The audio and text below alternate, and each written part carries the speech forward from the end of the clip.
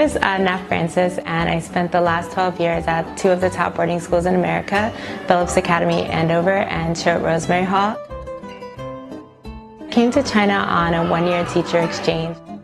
I guess 1 year turned into 2 years because I decided to stay because I realized the impact that I was making. According to the statistics, it seems that there are a lot more Chinese international students going to schools in the U.S. When you're in the U.S. and you're teaching, you never think about the fact that the students are coming from China. You just assume that all of the students will be very smart, so you don't really need to pay attention to them as much. In America, when you ask students a question, they'll raise their hand, but when I came here, all the students were kind of putting their hands up like this, and I said, you guys have to raise your hands, all the way up, I can't see you. There were some things that I just wasn't aware of, and so eventually I'm starting to learn more as I experience more. In China, there's this called having face, and so basically having face means that you have sort of status in front of others, and I think that maybe the Chinese students feel that they might lose face by making mistakes in class. 还是要分人，有的时候他们会喜欢把某一个点往下深挖的时候，反而可能就来不及跟老师互动。And we're not that actually that quiet during the class because many of us actually want to speak, and we have many ideas that is very interesting to anyone in the room.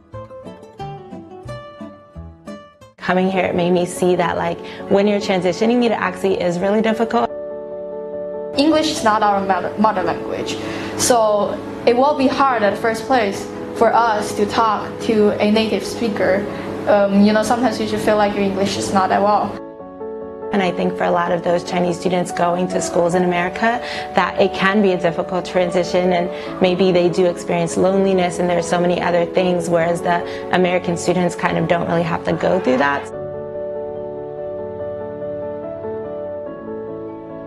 I do a lot of repetition, and I think having them speak out loud, also having them present material that I've taught them, that's really helped to bring up their level of confidence.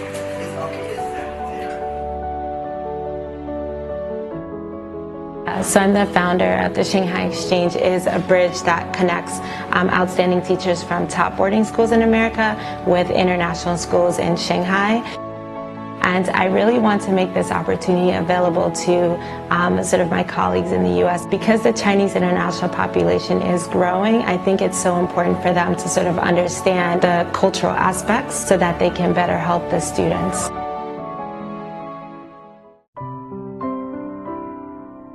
Last year, I think it was a big transition for me. I didn't know the language, what type of food was I going to eat. I've been in America my whole life, so all of my friends and family, everyone's in America. Those were my main fears.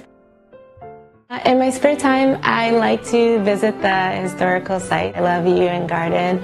I love Jinan Temple.